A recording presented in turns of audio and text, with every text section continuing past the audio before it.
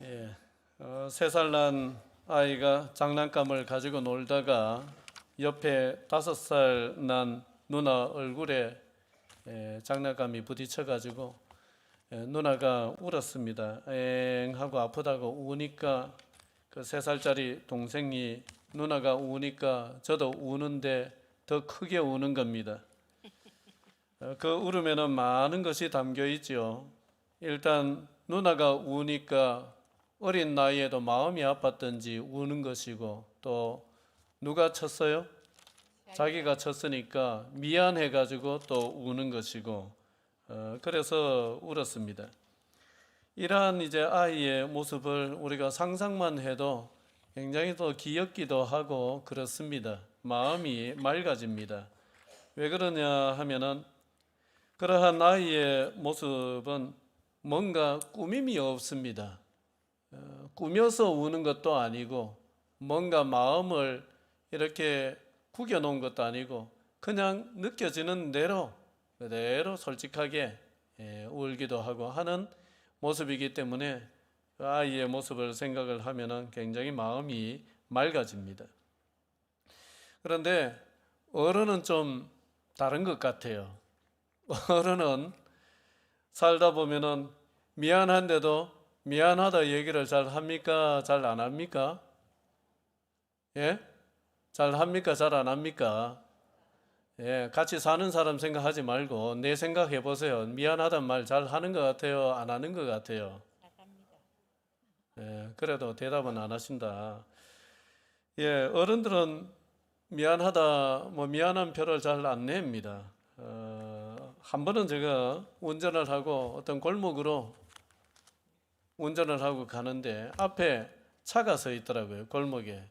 그 차가 가로막고 서 있길래 좀 기다렸습니다. 한참을 기다렸는데 차가 움직이질 않아요. 사람이 없나.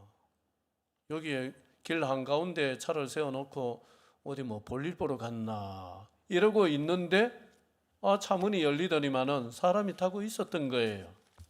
그래 문을 열고 나오더니만은 저한테로 오더라고요. 그래 저는 아이고 이러이러해서 좀 사정이 있습니다. 기다리게 해서 미안합니다.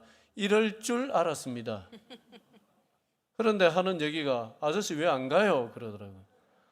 아니 가려고 하는데 당신 차가 이래 막아놔가지고 이래 기다리고 있는 거 아니냐 했더니만은 나는요 볼일 더 봐야 되니까 차 돌려가지고 저 뒤로 돌아가면 갈 수 있습니다. 빨리 가 있어 이러는 거예요.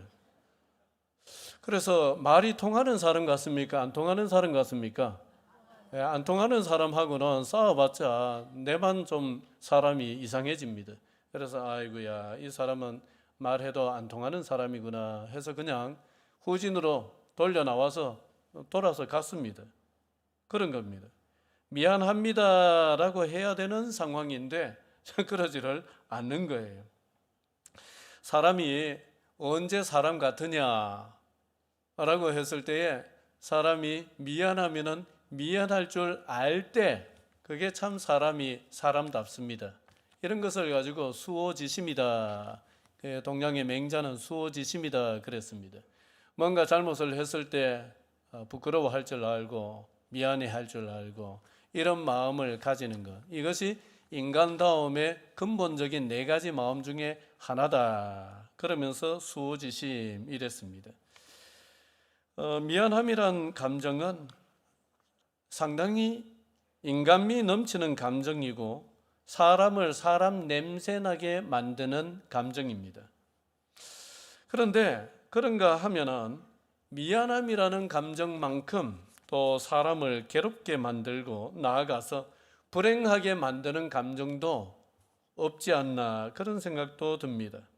미안함이 깊어지면은 자꾸 사람이 자책을 하게 되고 또 죄책감에 붙들리고 그렇게 되는데 어떤 사람은 평생 누구에 대한 죄책감을 떨치지 못해 가지고 스스로 행복하기를 거부하면서 사는 경우도 있습니다. 아니 보면은 의외로 좀 많은 것 같습니다. 한 여집사님이 가진 재능도 많고 신앙도 좋고 그렇습니다.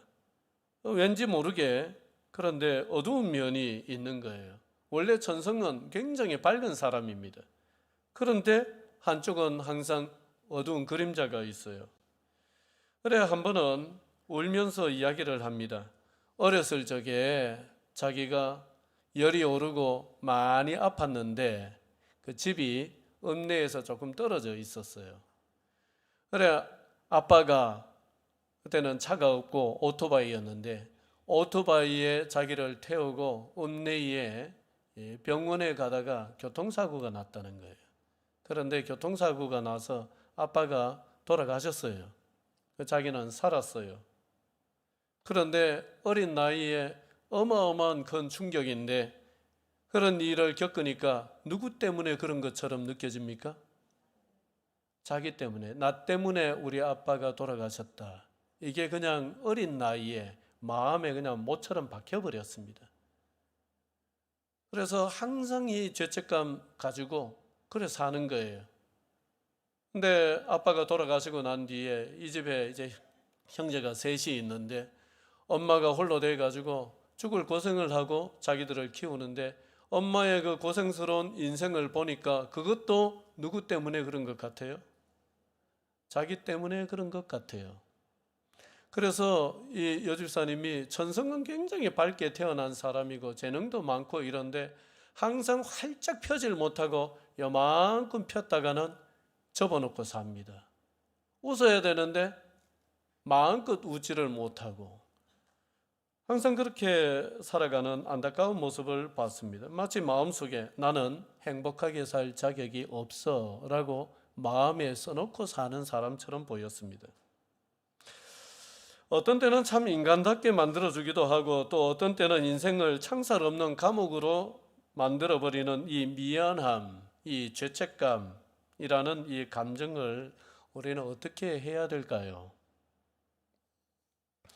자, 우선은 내가 느끼는 미안함, 내가 느끼는 죄책감이 근거가 있는 것인가?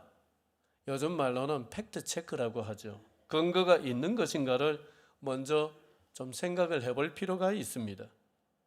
죄책감이라는 것은 내가 지은 죄로 인해서 자기 자신을 책망하는 감정입니다. 그게 죄책감이고 또 자책감이고 그렇습니다. 그렇다면 누군가 죄책감, 자책감을 가진다면 정말 자책할 만한 죄를 지었는지를 봐야 되겠죠. 조금 전에 예로 들었던 그 집사님의 경우를 한번 보십시오. 아빠가 오토바이 사고로 돌아가셨는데 그것이 정말 그 집사님 때문이었습니까? 집사님 때문에 돌아가신 게 맞아요? 아니거든요. 엄밀히 따져보면은 그 집사님은 어린 나이에 그냥 아팠을 뿐입니다. 아프고 싶어서 아팠습니까? 열 나고 싶어서 열이 났습니까? 그런 것 아닙니다.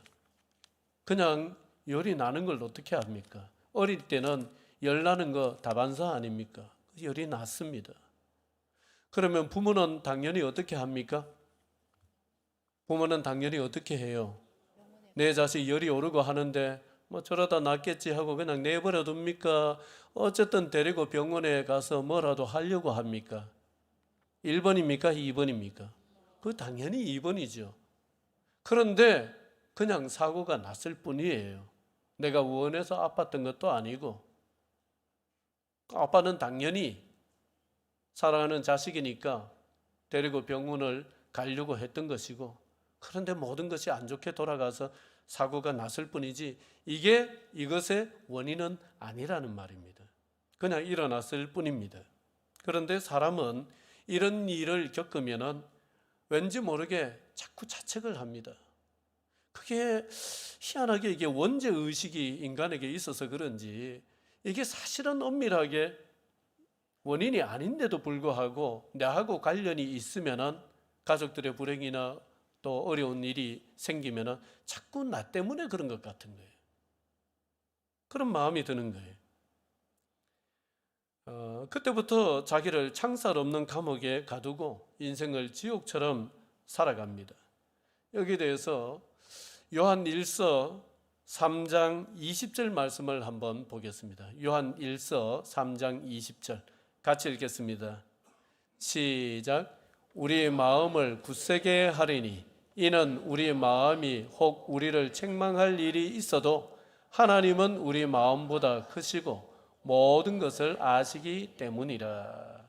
무슨 말씀이냐 하면은 우리가 살아가면서 우리 스스로를 책망할 이런 일들이 있기도 하고 또 스스로를 책망하는 마음에 빠지기도 합니다. 그래서 이는 우리 마음이 혹 우리를 책망할 일이 있어도 이래 말씀을 합니다.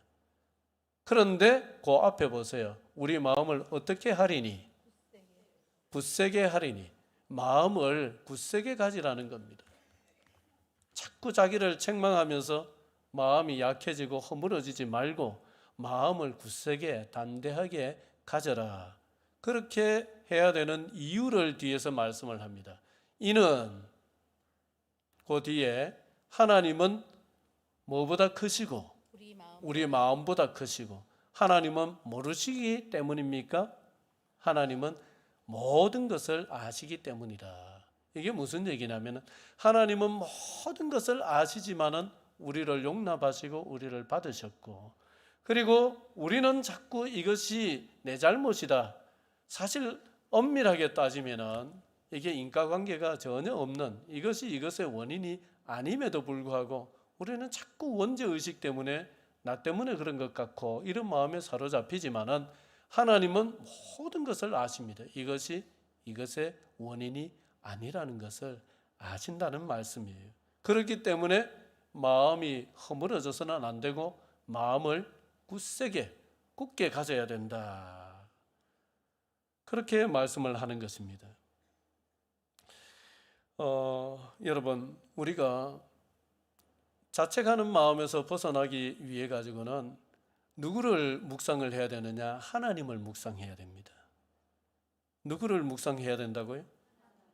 하나님을 묵상하는데 여러분 어떤 하나님을 묵상하느냐 하면은 그윽한 눈빛을 가지고 측은하게 바라보시면서 아까 그 여집사님의 경우에 딸아 네 잘못이 아니야.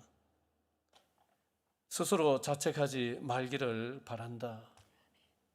그렇게 말씀해 오시는 그런 하나님을 묵상해야 됩니다.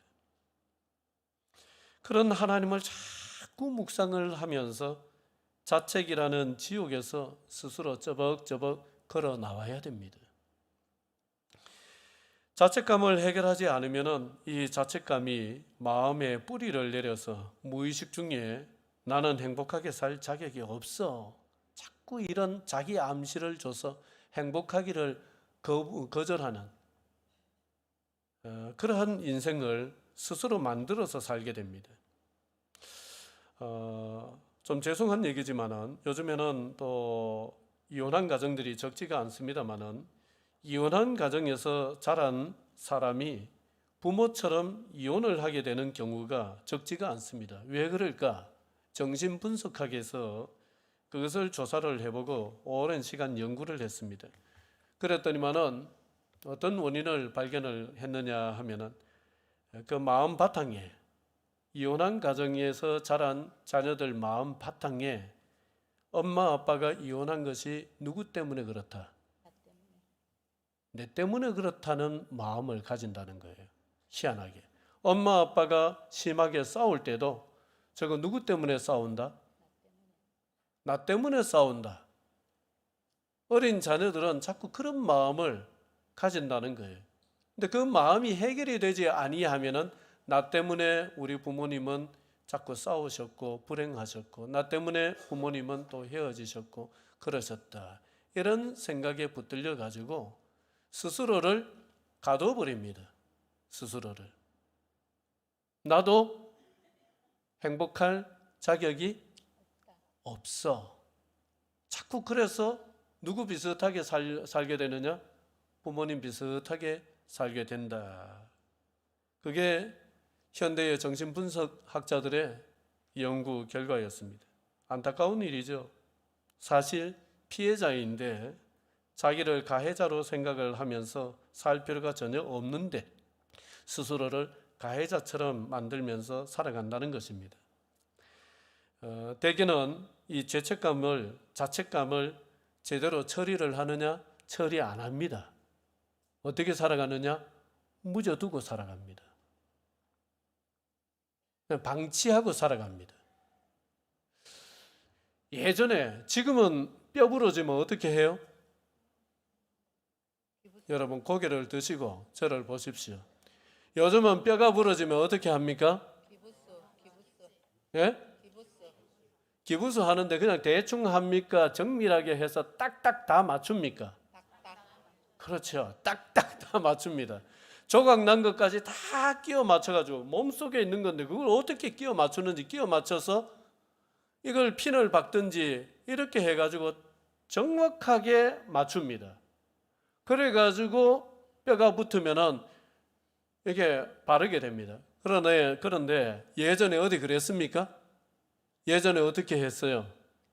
뼈 부러지면은 그 대충 기부서 하든지 더 골짜기에 사는 사람들 그냥 대충 놔놓든지 안 움직이고 놔놓든지 그래가지고 붙으면 어떻게 됩니까? 이래 되는 거 기억나세요? 뼈가 붙기는 붙었는데 제대로 정확하게 안 맞춰져 가지고 이상하게 붙어가지고 뼈가 이렇게 된다든지 예전은 참 흔하게 볼 수 있는 장면이었는데 요즘은 너무 의술이 발달해서 그렇지 않지요. 여러분 자책감이라는 감정도 마찬가지입니다. 이걸 그냥 방치를 해버리면은 이런 식이 되는 거예요. 그래서 힘을 제대로 못 쓴다든지 어떤 무슨 동작을 할 때 각도가 안 나온다든지 이래 돼 버리는 거예요. 자책감이 우리의 마음을 가둬버려 가지고 마음껏 자기를 펼치면서 살지를 못하게 하는 그런 식이 돼버리고 마는 것입니다. 여러분, 아빠가 나를 태우고 오토바이를 타고 가시다가 사고가 나서 돌아가신 거 그거 내 잘못이 아닙니다. 내가 어떻게 할 수 없었던 일입니다. 부모님이 불화하셨던 거 그거 내 잘못이 아닙니다. 내가 어떻게 할 수 없었던 겁니다. 거기에서 내가 어떻게 할 수 있었다면 나는 사람이 아니에요. 내가 하나님이에요. 나는 어떻게 할 수 없었어요. 내가 그때 그렇게 해줬어야 됐는데 여러분 자기를 너무 과대평가하지 마세요. 그때 내가 그만큼 더 해줬어야 됐는데 여러분 그때가 최선이었습니다. 그때의 나로서는 그게 다였습니다. 나를 너무 과대평가해서 내가 이것도 해주고 이것도 해주고 이렇게 했었어야 되는데 아닙니다. 그거 아닙니다. 내려놓으시기 바랍니다. 그리고 거기에서 다시 하나님을 찾으십시오. 하나님을 찾으세요. 어떤 하나님을 자꾸 묵상을 해야 되느냐? 여러분, 긍휼한 눈빛을 가지고 나를 향해서 너는 그때 그게 최선이었어. 나는 너에게 더 이상 묻지 않으련다. 네 스스로를 너무 자책하지 말아라. 그 지옥 같은 자책에서 좀 걸어 나왔으면 좋겠다. 이렇게 말씀하시는 하나님을 자꾸 묵상을 하시고 그 자책을 제대로 처리하셔야 됩니다. 그래도 남아있는 미안함과 또 죄책감이 있다면 그것은 어떻게 해야 되느냐? 여러분 같이 해볼까요? 삶으로 갚아야 된다. 삶으로 갚으면서 살면 됩니다. 사도 바울을 보십시오. 사도 바울은 예수 믿는 사람을 잡아다가 옥에도 가두고 또 재판에서 죽는데 내어주고 그리고 스데반이 죽을 때에 그 증인 역할 옷을 맡았다 했는데 옷을 맡았다는 것은 증인 섰다는 것입니다. 저 사람 죽여야 돼 라고 사람 죽이는데 앞장섰다는 말입니다. 그런 일 서슴지 않고 앞장섰던 사람이 사도 바울이었습니다.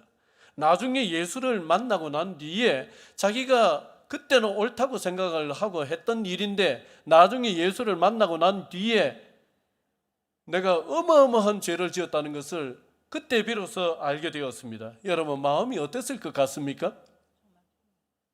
마음이 어땠을 것 같아요? 자기가 너무 미웠겠죠. 자기를 용서하기가 힘들었을 겁니다. 잘하는 일이라고 사람을 잡아 죽이는 일까지 했는데 그게 전부 다 하나님을 대적하는 일이었고 그게 무고한 사람들을 핍박하는 일이었다. 내가 선한 일을 한다 생각했는데 내가 사실은 악인이었다는 것을 깨달았을 때 정말 안 무너질 사람이 드물 것입니다. 자기에게 당한 사람이나 또 그 가족들 생각을 하면은 또 얼마나 미안했을까요? 그래서 사도 바울은 어떻게 살았습니까? 자책하면서 스스로를 감옥에 가둬둔 채 그냥 그렇게 칩거하면서 살았습니까? 아니었습니다. 다 열심히 살았습니다. 디모데전서 1장 12절 13절 한번 같이 볼까요? 자, 읽습니다. 시작. 나를 능하게 하신 그리스도 예수 우리 주께 내가 감사함은 나를 충성되이 여겨 내게 직분을 맡기심이니 내가 전에는 비방자요 박해자요 폭행자였으나 도리어 긍휼을 입은 것은 내가 믿지 아니할 때에 알지 못하고 행하였습니다. 무슨 말입니까? 자기가 전에는 박해자요 폭행자였다고 합니다. 그것을 부인하지 않습니다. 그것을 뼈저리게 참 한탄하고 있습니다. 인정을 합니다. 그래서 자책하면서 주저앉았느냐? 그게 아니었습니다. 맡겨주신 직분에 더 충성을 다하였다는 것입니다. 빌립보서 3장 13절에는 뒤에 있는 것을 잊어버리고 앞에 있는 것을 잡으려고 표대를 향하여 달려간다 이렇게 고백을 합니다. 그러니까 미안해하기만 하고 자책하면서 죄책감에 빠져 살기만 한 것이 아니라 그것을 무엇으로 갚으면서 살았느냐? 삶으로 갚으면서 살았습니다. 미안한 마음을 앞으로의 도약의 발판으로 삼고 미안하면 미안할수록 더 충성하고 저 사람에게 행한 것이 정말 가슴을 도려내는 것처럼 아플 때에 오히려 또 다른 사람을 향해서 더 진한 주님의 사랑을 베풀고 그렇게 하면서 살았다는 것입니다. 사도 바울이 모든 것을 이겨낼 수 있었던 또 지나간 과거의 매듭을 풀 수 있었던 비결이 이것이었습니다. 영화로도 제작이 되고 또 뮤지컬로도 전 세계 사람들에게 많은 또 깨달음과 감동을 준 빅토르 위고의 소설 레미제라블이라는 그 소설이 있죠. 그 소설의 주인공은 우리가 잘 아는 대로 장씨입니다. 인동장씨인지 안동장씨인지 어디 장씨인지 모르겠지만 장씨입니다. 굉장히 참 반가운 성씨예요. 장발장입니다.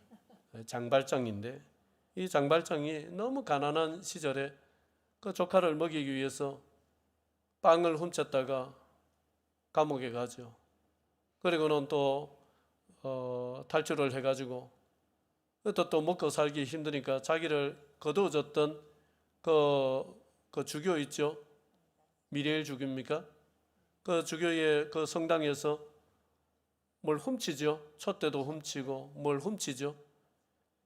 그래가지고 이제 감옥 가게 됐는데 그 주교가 이거 내가 준 거라고 그렇게 자기를 감싸줘가지고 감옥을 가지를 않습니다. 그리고는 계속 자기를 추격해오는 자베르 형사를 피해가지고 신분을 숨기면서 살아갑니다. 그 이름까지 바꿉니다.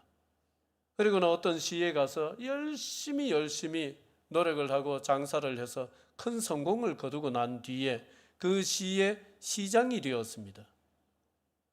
그리고는 어떻게 합니까? 어려운 처지의 사람들에게 온정을 베풀고 사랑을 베풀면서 최선을 다해서 다른 사람들을 섬기면서 그렇게 썩어지는 한 알의 밀알처럼 살아갑니다. 왜 그랬을까요? 왜 그랬을까요? 그게 자기의 과거를 갚는 일이었기 때문에 그렇습니다. 삶으로 갚아나가는 거죠. 또 자기에게 은혜를 베풀어줬던 그 미래를 주교에 대한 그 은혜를 갚는 일이었기 때문에 그렇습니다. 죄책감으로 괴로워한다 해서 과거가 바뀌지는 않습니다. 지나간 과거를 우리는 바꿀 수 없습니다. 그런데 뭐는 바꿀 수 있느냐? 그 과거 일어났던 일의 의미는 우리가 바꿀 수 있습니다. 그 일 자체는 돌이킬 수 없습니다만은 그 지나간 일이 어떤 내 인생의 어떤 의미냐, 그 의미는 바꿀 수 있습니다.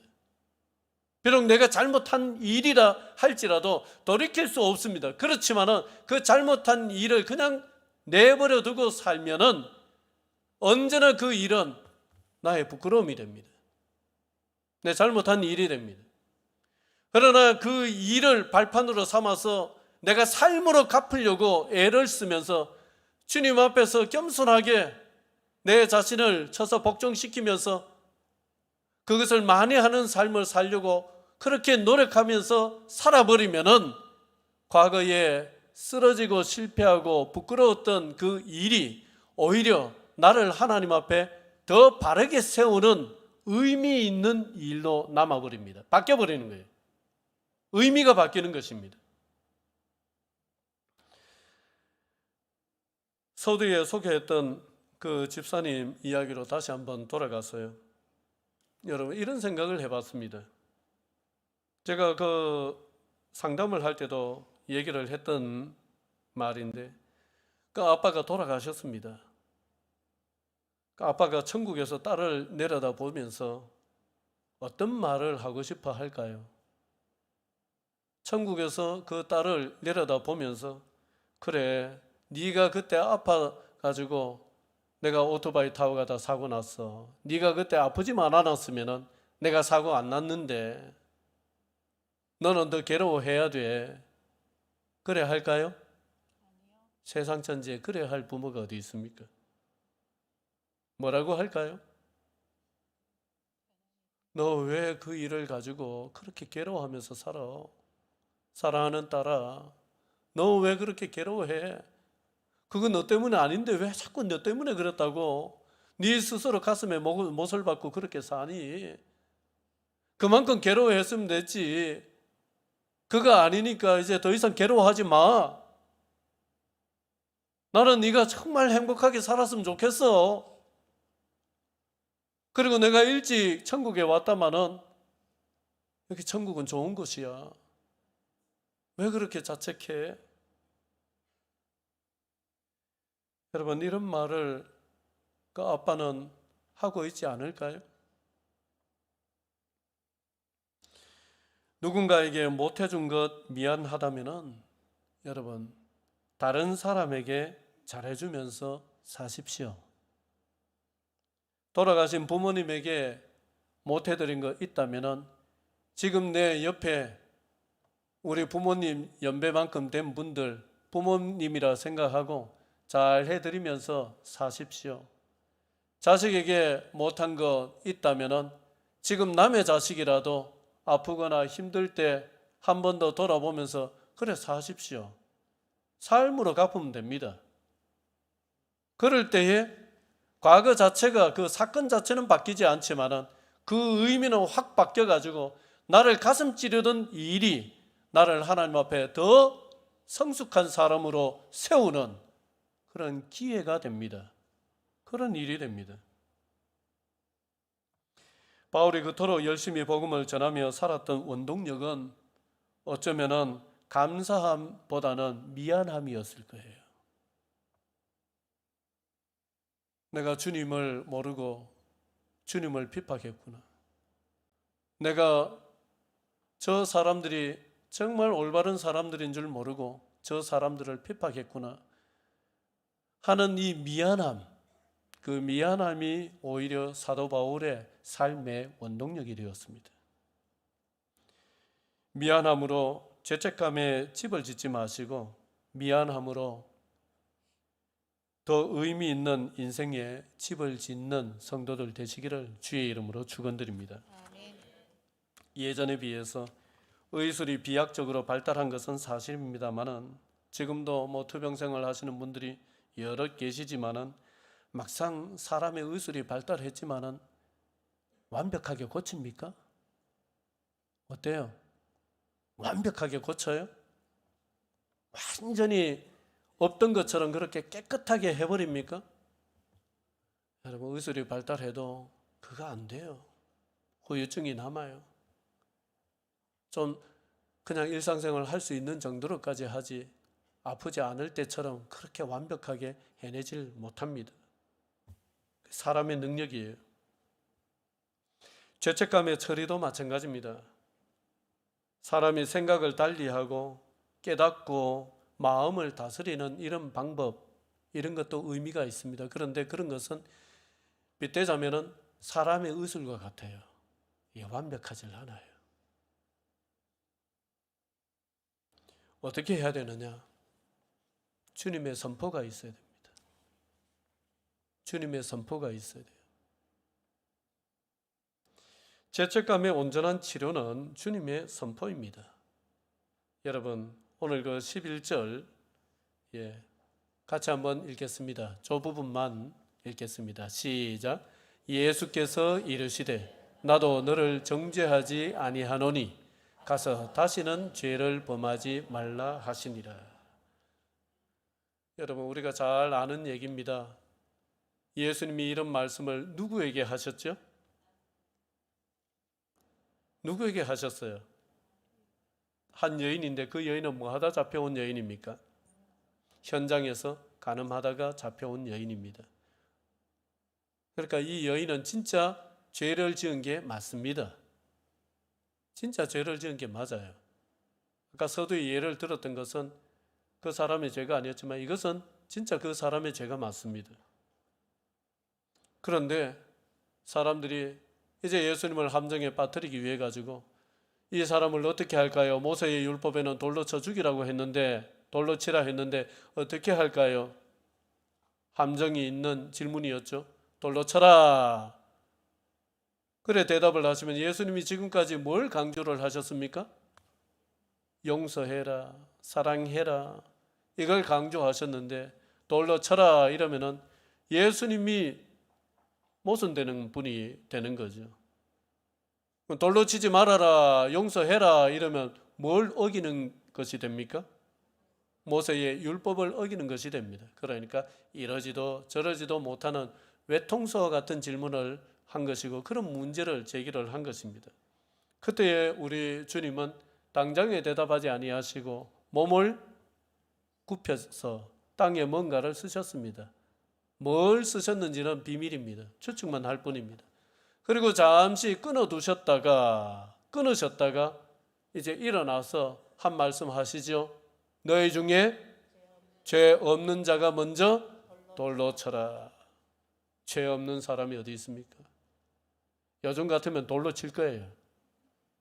요즘에 막 정치하는 사람들 하는 거 보면 안면 멀습니다. 얼굴도 껐습니다. 세상이 다 그래 됐습니다. 잘못해 놔놓고도 안면 몰수하고. 요즘 같은 돌로 칠 건데 예수님 당시만 해도 그래도 사람들이 양심이 있었던지 하나씩 돌을 놓고 다 돌아갑니다. 그러는 중에 이 여인은 정말 죽음의 문턱을 가는 거잖아요. 얼마나 부끄럽기도 하고 얼마나 겁이 나기도 하고 이제 곧 죽는데 그 다 돌아가고 난 뒤에 너를 정죄하는 자들이 없느냐, 있느냐 없느냐, 우리 말로는 너를 정죄하는 사람들이 어디 있노 이런 말이죠. 그러니까 없나이다.